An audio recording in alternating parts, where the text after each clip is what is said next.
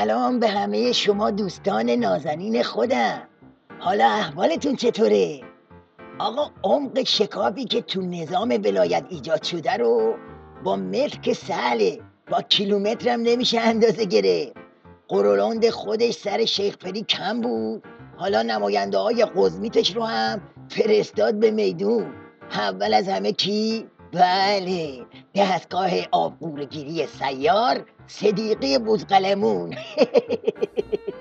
اگر دولت ناکارآمد و ناموفق باشد ملت زیان می‌بیند و برای ما افتخار نیست دولتی بیاد و از مقام معظم رهبری انتصاب دریافت بکند، چون ما رأی ملت را با اعمال ولایت توجیهی برای مشروعیت کارهای دولتی می‌دانیم و منهای او اساساً مشروعیت ندارد. که اینطور یعنی میخوای بگی شیخ فری باید دم به کوسه رو ول کنه و ریش علی گدا رو بچسبه؟ خب حالا اگه نچسبه چی میشه؟ و از اساسی ترین مسائلی که حضرت آقا مطرح فرمودند این پرهیز از دو قطبی کردن جامعه است. فتنه یک زیان و خسارتی بود، یک بدعتی بود، یک قانون شکنی بود، یک هنجار شکنی بود، ایجاد اختلاف بود. مثلا فکر کردی با این روزه هایی که میخونی قطبای نظام میچسبن به هم؟ نه شود قلی خان. این حرفات از 100 تا کلنگ واسه گشاد کردن شکافای نظام بدتره. ضمن این که همین الانش هم نظامتون کلکسیون خسارته. خودت مقر بیا ببینم شکاف تا کجا رفته. گروهی این طرفی باشن، گروهی اون طرفی، که در داخل خانه ها هم بگو مگوها در میان اعضای خانواده باشه. تو این جریان رو میپسندی یا اون جریان رو؟ این از خسارت های مهمه. اوه همینه دیگه. وقتی شکاف تا ته خونه آخوندا بره، اون وقته که از خیابونا فتنه میزنه بیرون و دیگه نگو و نپرس. بگذاریم آقا بگذاریم. حالا حاجی مارچوبه بگو ببینم دولت مطلوب ولایت چه دولتیه؟ باید دولت مثل دولت رجایی باشه، رئیس جمهور مثل رجایی باشه، 100% مجری دستورات ولی فقیه در چارچوب قانون اساسی و قوانین مدون. ما دولت هامون بعضی هاشون توسعه اقتصاد غربی رو در سر میپروروندن، فقط به اقتصاد اونجوری فکر میکردن. دیدید که در نهایت دوام نیاوردن، افکار عمومی رو نتونستن با خودشون همراه بکنن. دولتی آمد که دولت لیبرال دموکراسی بود، به توسعه سیاسی فکر میکرد و هنجارهای اسلامی جامعه رو کمرنگ میکرد. دیدید که محبوبیت نتونست داشته باشه و از دست داد.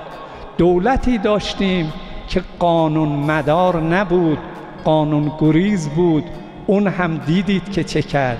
اینا عبرت است برای این دولت فعلی که عوض پرداختن به مسائل حاشیه‌ای و به اصطلاح اون گذشتگان توسعه سیاسی بیاد تو گود در خدمت مردم و متدین باشد. زگیسه نماینده مقام عظما رو باش، با 4 تا جمله 24 سال از عمر نظامو به گند کشید گذاشت کنار. لعنت به شما و اون نظام مقدستون که خودتونم زیرابشو میزنی. بابا تو قرار بود شیخ فری رو بکشونی زیر عبای ولایت، نه این که عبای ولایت رو ببری لای قیچی. آخه یه خط قرمزی چیزی.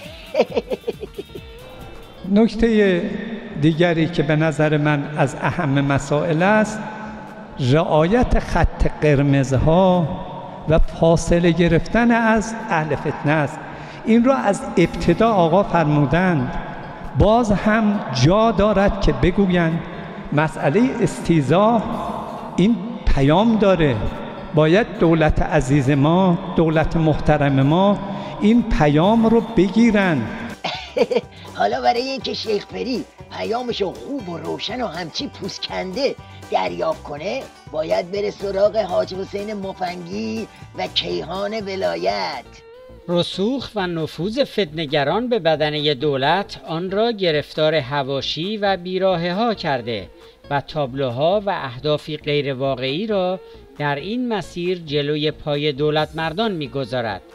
وقت و انرژی دولت را هدر می‌دهد و در نهایت مانند تله‌های انفجاری عمل کرده و میزبان خود را اگر نگوییم متلاشی حداقل مجروح می‌کند.